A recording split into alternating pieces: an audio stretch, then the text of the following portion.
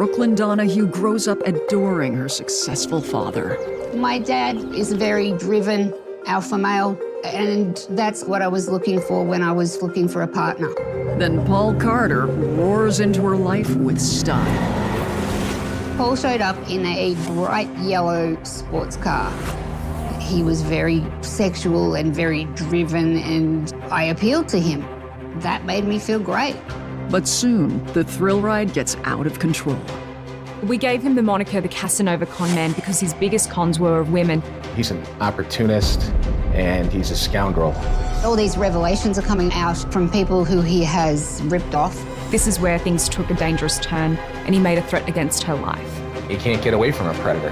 And Brooklyn's ride into the sunset comes crashing down around her. I went out and bought myself a rifle. I was terrified of what might happen. I grew up in Australia, in a fairly rural area, on a cow farm. My favourite memories of being on the farm was spending time with my father on Saturday mornings. I had two younger brothers who were both asthmatics, so they didn't spend time out on the farm, which made spending time with my dad more special to me.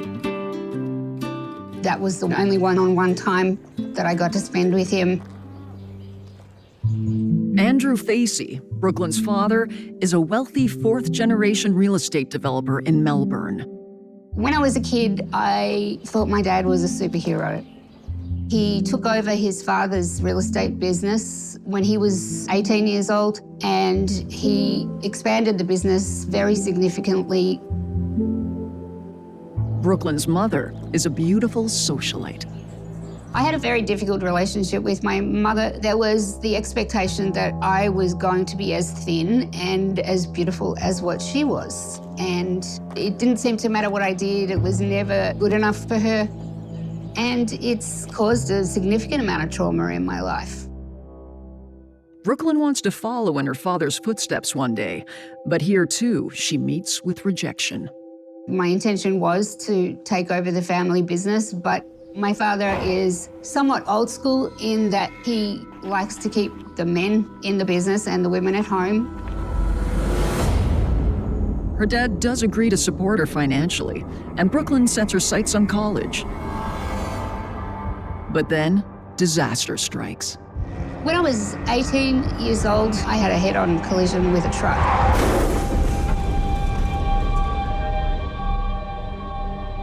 I had a closed head injury, my face and jaw was smashed, and I have since had 54 orthopedic surgeries to rebuild my body.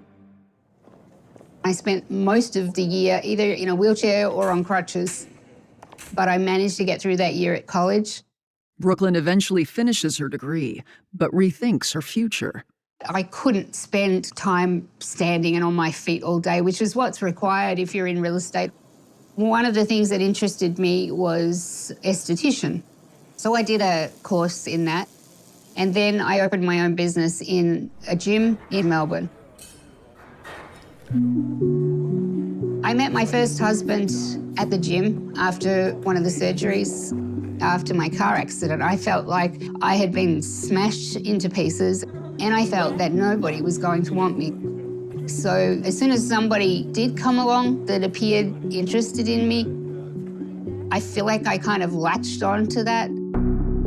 The couple marry in 1996 when Brooklyn is 27, and she gives birth to her first son a year later. By the time I was pregnant with my second son, I was working and I had a toddler, and my patience with my husband was really just running low.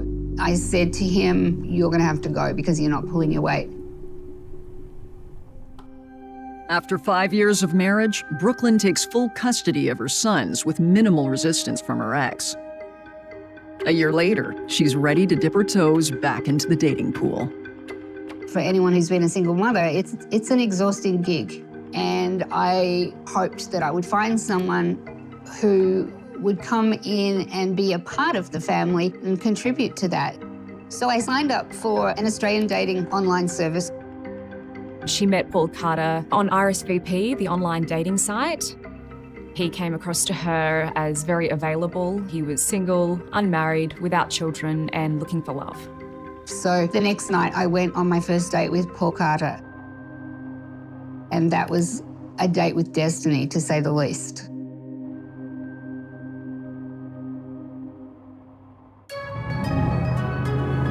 Paul showed up in a bright yellow sports car, and that epitomised Paul's personality. He was flashy, he was showy. We went out for dinner and we laughed and talked and got on great, and he was just very easy to talk to, and we just kind of clicked. He has a big personality and he is an amusing person to spend time with. Paul is ambitious and has his sights set on a bright financial future as a real estate developer and independent business owner. I needed a man that was going to step up, somebody that had the sort of alpha male qualities that my dad had. That's how Paul came across initially. We got romantically involved pretty quickly from that point. I had come from being married to somebody who was really not physically interested in me at all. And here was this guy, he was very sexual and a great lover. And I appealed to him. That made me feel great. Eventually, Brooklyn introduces her sons to Paul. My middle son was about 18 months old and my elder son was about 4. And he got along great with them and he was happy to play with them and spend time with them, and so they thought he was great. For 6 months, the four are spending all of their weekend time together. Eventually, work intervenes and Paul says he has to focus on some business matters. He says that he can't see me this weekend. Okay, that's fine, no problem. I thought it was because he was trying to get stuff done. I ended up going to the South Melbourne market. And I'm wandering around the market and I look up and here's Paul walking towards me hand in hand with a girl that I had no idea who she was. And he couldn't get her to let go of his hand fast enough. And I said to him, "What are you doing here?" And he said, "Oh, I'm just showing so-and-so around Melbourne. She's here visiting from Canada." And I couldn't even think at that point. Like, I couldn't think of anything to say. I was left standing there like an idiot, in shock. And when I finally got to ask him about it, his explanation was, "Oh, I was holding her hand because she was scared." She was scared. He claims that she just showed up unannounced. Nobody flies from Canada to Australia on a whim. I'm not somebody that strings people out or plays games, so I wasn't at that time familiar with being played the way that he was playing me. I started to get suspicious. I couldn't understand why I was never invited to his place. So one day when he was in the shower, I pulled his driver's license from his wallet and got his address. His name on his driver's license was Paul Carter, but the address didn't really fit with the narrative that he was putting up about being this super successful guy and having all these designer brands and this flashy car. And I thought, okay, well, I'll go pay a visit and see what's going on at this house.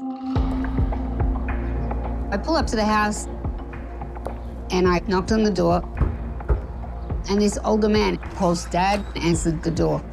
And I said, "Is Paul Carter here?" And he said, "Do you mean Paul Cristallo?" And I said, "No, Paul Carter. This is his address." He said, "Well, Paul Cristallo lives here with his wife, Sonia, and he has 3 kids from his previous marriage." I couldn't believe what I was hearing. It was surreal. I have 2 little boys who are becoming quite attached to him. And there was a sideboard just inside the door and had all these photos from their wedding, the pictures of the kids, pictures of his wife. And I felt like the ground was going to open up and swallow me. Brooklyn Facey is reeling from the news that her new boyfriend, Paul Carter, is not the successful single man he claims to be. In fact, he's married with kids. This was his second marriage that he was in. At that point, the first marriage, he had 3 kids. And he has a different last name. At this point, I'm starting to wonder if anything about him is real. Brooklyn decides to confront Paul, who simply shrugs it off. He says, yes, I'm married, but we're separated and we're just living in the house together. It didn't sound unrealistic. I thought, this guy's got a lot of potential. He was an exciting person. He's not boring like my last husband was. In hindsight, I should have just stuck with boring. After the painful confrontation, Paul divorces his second wife and moves into an apartment.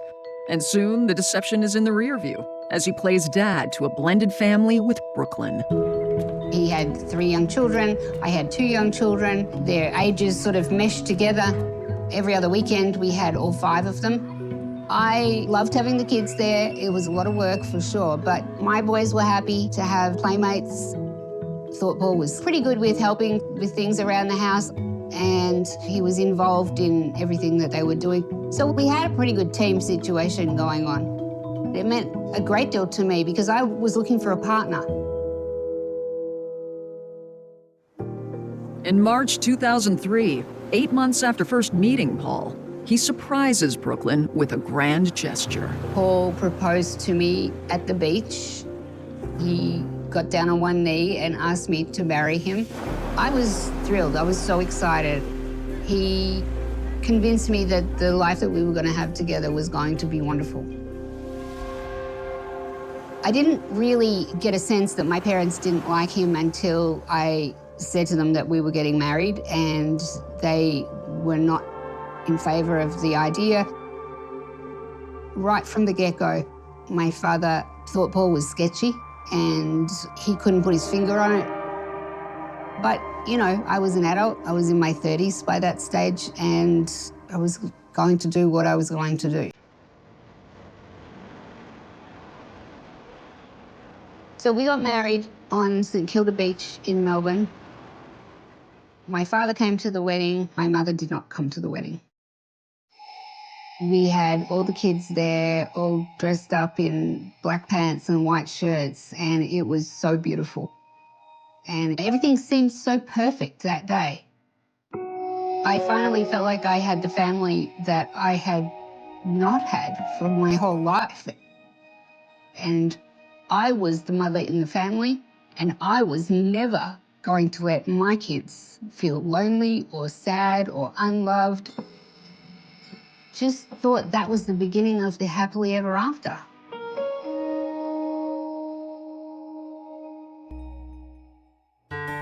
So after we got married, the first couple of years were kind of rough.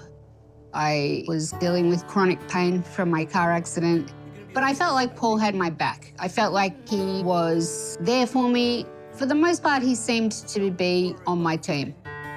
The couple doesn't have to worry about money. Brooklyn may be cut out of running the family business, but her dad is still supportive. They move into a bigger house, and when she starts feeling healthier, they take another big step. We decided to have a child together, and we had Mac, who is the love of my life, and he is my heart and soul. After Mac's birth, Brooklyn and Paul buy an outdoor equipment company to run as a family business. I was hoping that it would be something that we could work together in, and then there would be like a legacy for our kids. I was working there part-time, and I was doing the books, and Paul was selling the items, and he was very creative with his marketing, and he would start selling things on eBay. My dad injected a very significant amount of money so we could try and, you know, make a go of it. He was trying to protect me financially, and he wanted to help Paul create something that was going to be good for us. But after 18 months, they don't have enough cash flow to replenish their stock.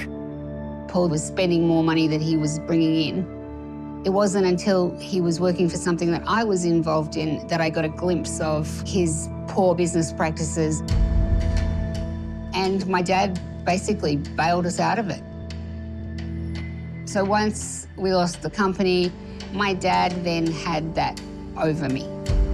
And I was going to hear about that forever and a day, that he had saved me and that otherwise we would have been bankrupt. Paul really did a good job of putting a wedge between us.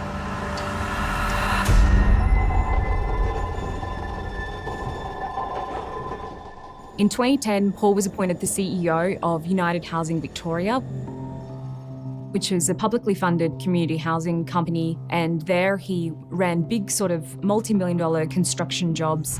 The organization provides housing for low-income families. He manages to pull this great job with United Housing, a very secure job, paying very well, and I'm thinking, great, everything's back on track now. I had no idea that he was doing anything wrong at the time. He was let go after 2 years because they saw they were just hemorrhaging money. The suspicion was that Paul was blowing out the contracts of these construction jobs and pocketing that money.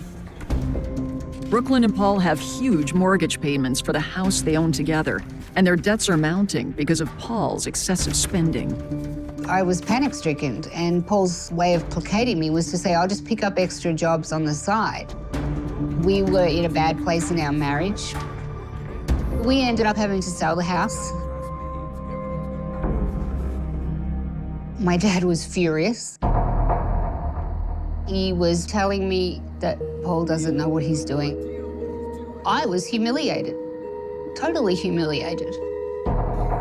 The fact that Paul was so irresponsible with money was another reason that my dad felt that he was not a good influence on the boys and that they would be better off with their biological father. He was putting pressure on my ex-husband. My father said to him, I will pay for your lawyers and I will put the kids through school. They took me to court and they filed for custody of my sons.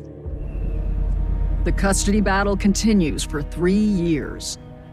I had run out of money for lawyers. I had no chance of winning. No chance. Finally, in 2013, Brooklyn loses custody of her 2 oldest sons, who are now 12 and 15. Perhaps influenced by their grandfather, they choose to side with their father. So my ex-husband, he allowed my father to do this, and he really hasn't worked a day since then.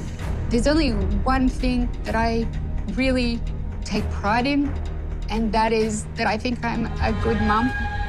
And for me to lose my kids like that was just so devastating. If it wasn't for Mac, it would have been the end of me. But for Brooklyn, these losses are just the beginning.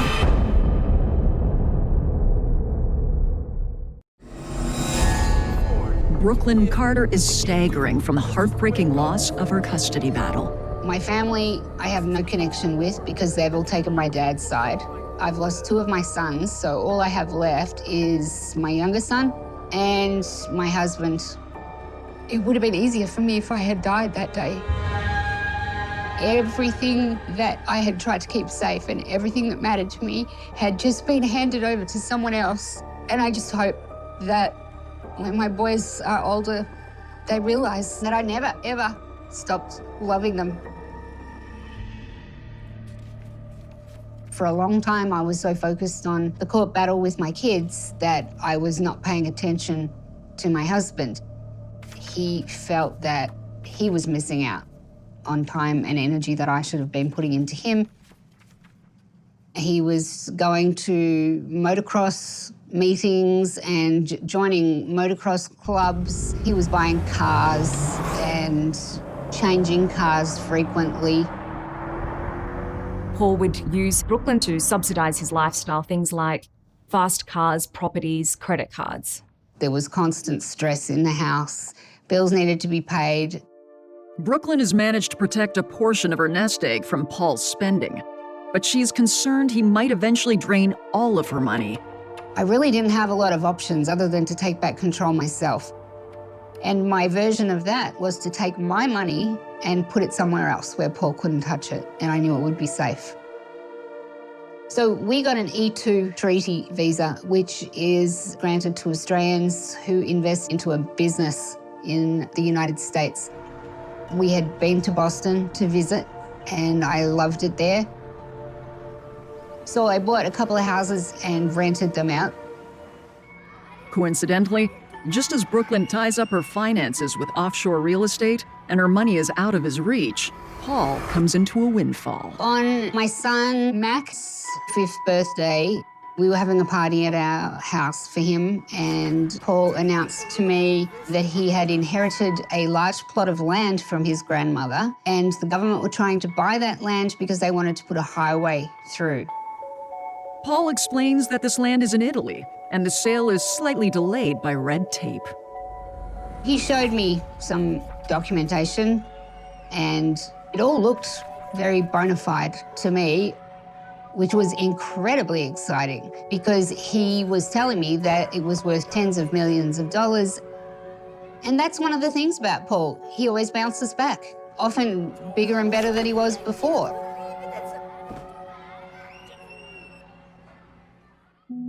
Brooklyn feels hope for the first time since losing custody of her oldest sons. But she's worried how their absence is affecting Mac, her youngest.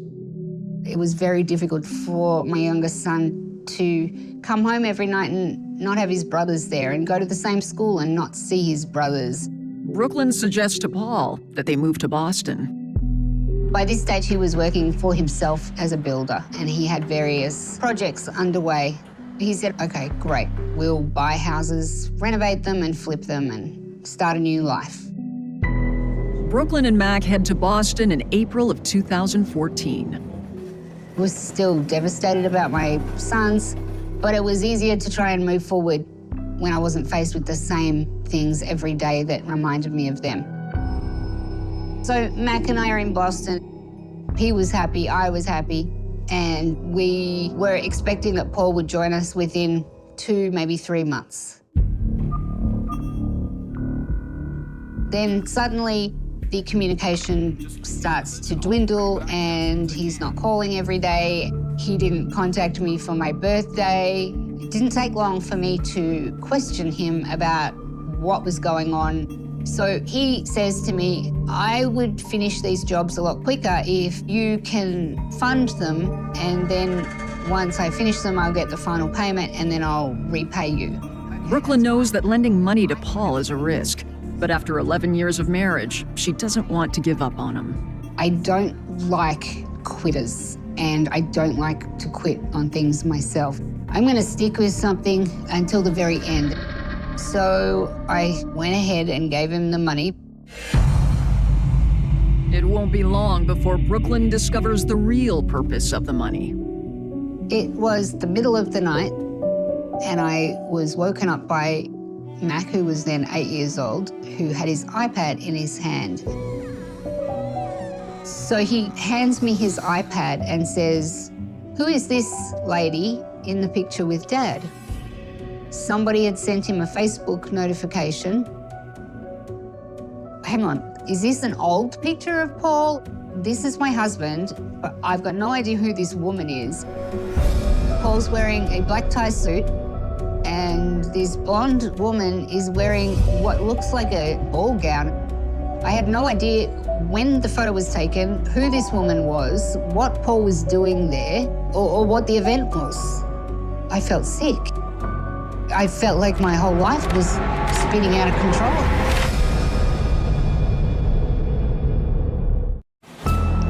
Brooklyn Carter is mortified to discover pictures of her husband in the very close company of another woman.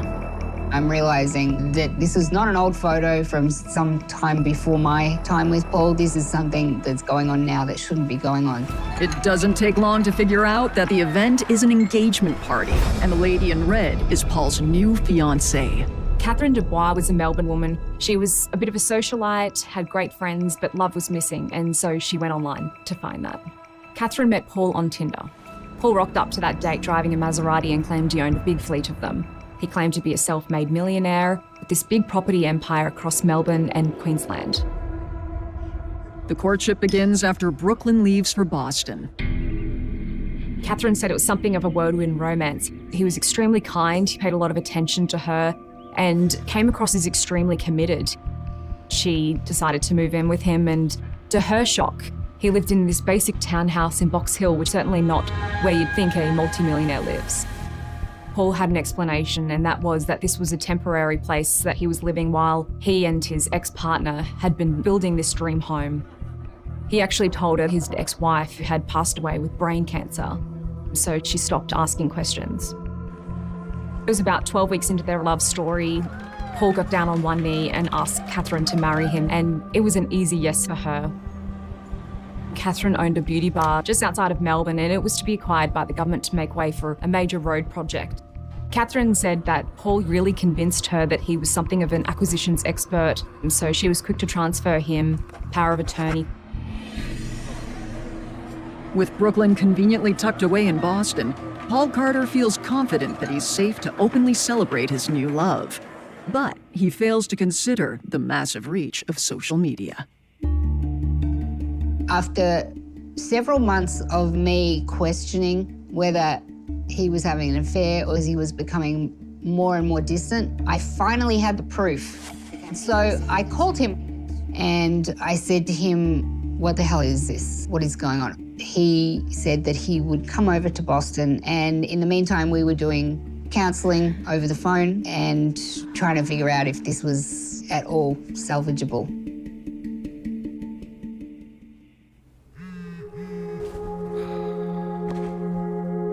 In Australia, Catherine Dubois receives a very similar shock.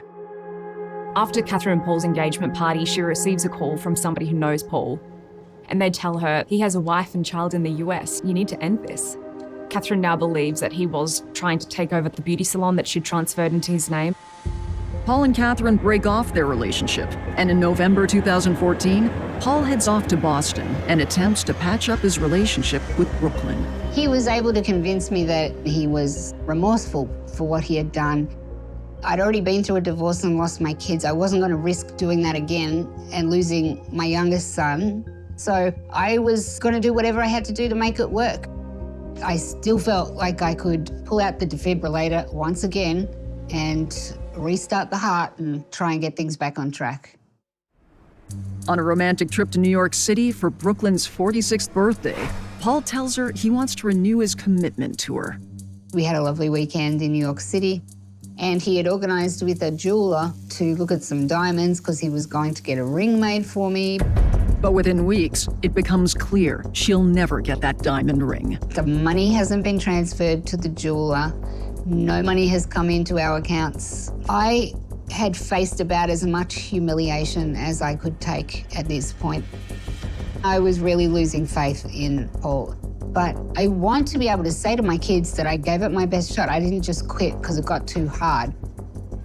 I just wasn't prepared to lose all that money and then find out a couple of weeks later that he inherited tens of millions of dollars from his grandmother. Paul has one more gambit to keep Brooklyn happy. Early 2018, we took over a lease on a horse farm that we were to purchase. We had scheduled the closing to coincide with plenty of time for the money to come from overseas. Paul spent many years convincing Brooklyn that he was to inherit, and every time this deal was due to close, there was always an excuse as to why it wasn't happening. He would go to extreme lengths to keep up the con. Fake contracts written in Italian would be delivered to her door, and another time that she'd receive calls from a fake number explaining to her why this was being delayed. With the final payment on the farm looming, Brooklyn puts pressure on Paul for some financial relief. And this turns into his breaking point. Paul came home and said, "There's no inheritance. There isn't any money coming. There's no money." I slid down the fridge and onto the floor like a cartoon character. the whole game was up. Furious and deeply betrayed, Brooklyn kicks Paul out. I was now left with this farm that I had to pay for. I enlisted the support of my dad to help figure out the financial part of it until I was able to sell my house and repay him. Fortunately for me, my father made me sign a prenup with Paul, so I didn't end up having to split our assets. Finally, I had control of my life back again from Paul Carter. Or so I thought. Paul, cut off from his slush fund, is angry and desperate. Paul shows up to the farm. He was really angry. And he says to me, I'm going to kill myself, but I'm going to make sure I take you down with me. And I just felt chills go down my spine.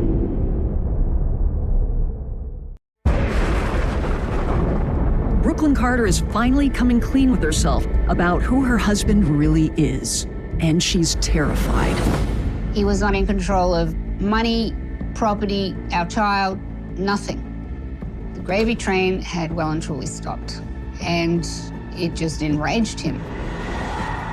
I went out and bought myself a rifle. My son was sleeping with a baseball bat next to his bed. I was terrified of what might happen. Brooklyn gets a restraining order, and then finally, after 16 years of marriage, she files for divorce. I couldn't lose any more money. I couldn't lose any more sleep. I couldn't be any more miserable. I thought, if I don't do something now, I'm not even going to have the energy to get out of this marriage. In August 2019, the divorce becomes final, and Brooklyn gets full custody of Mac.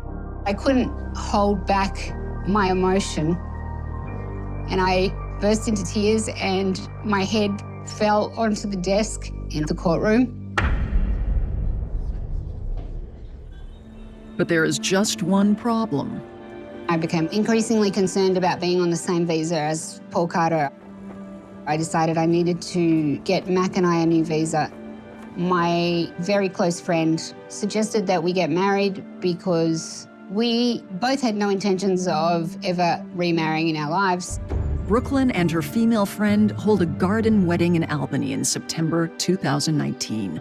She was going to come and live at the house that I had built at my farm, and we were just going to grow old together and help each other out and be companions for each other. Before the couple can even move in together, Brooklyn's life takes an unforeseen turn. I get a call from 60 Minutes Australia. He may look like an ordinary bloke, but this is one of Australia's most cunning con men, a ruthless operator who's fleeced millions from family, friends, the rich and the poor. 60 Minutes seemed to have even more information about things that he had done that I had no clue about. We gave him the moniker the Casanova con man because his biggest cons were of women he made believe that he loved them. Paul Carter. They tracked him down at a job site, which was a very rewarding moment to see because they made him come down off the roof and it was just perfect. Why would you tell Catherine that your partner had died of bone Yeah, that was cancer? a mistake. I was going through a bad time with my then wife and it was just a mistake. They knew about the Uniting Church fiasco and they just had facts and figures and numbers on different projects that he was doing. He hadn't had time to prepare any answers, but he still denied everything. So I keep hearing this, but I don't know who you're talking about. He's just deny. What about the Italian inheritance that didn't exist? There isn't one. Was that another mistake? Yeah, it was, yeah.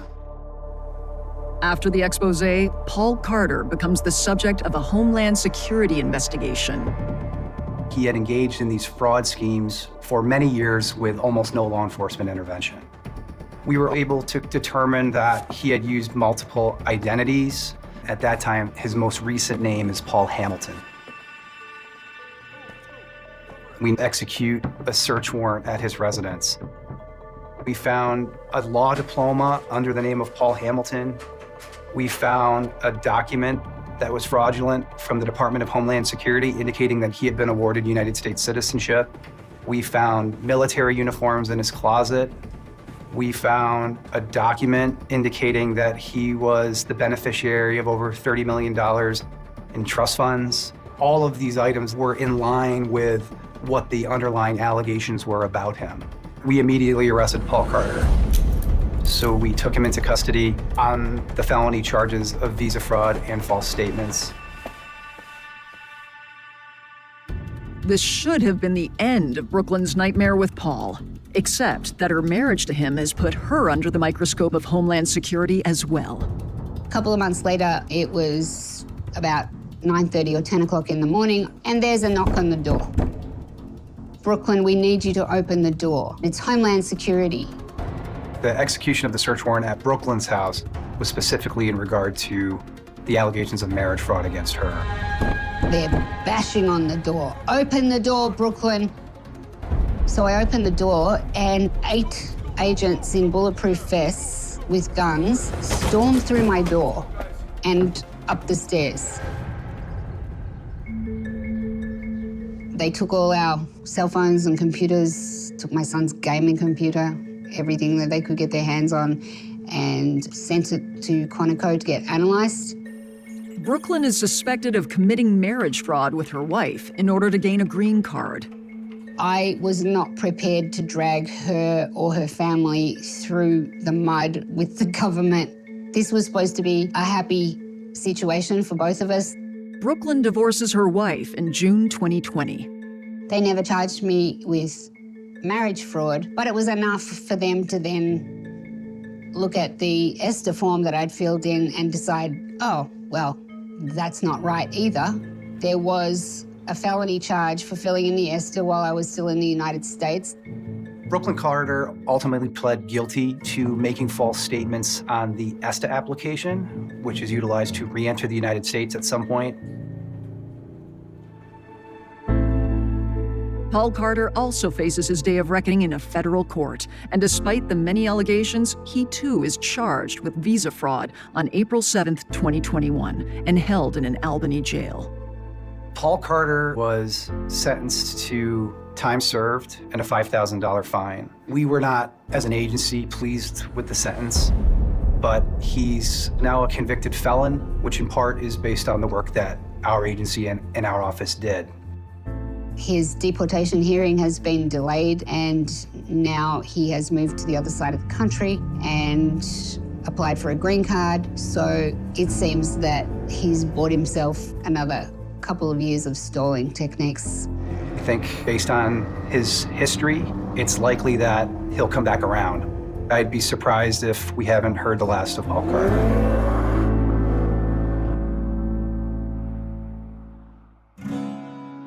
Meanwhile, because of Brooklyn's conviction, she must leave the United States.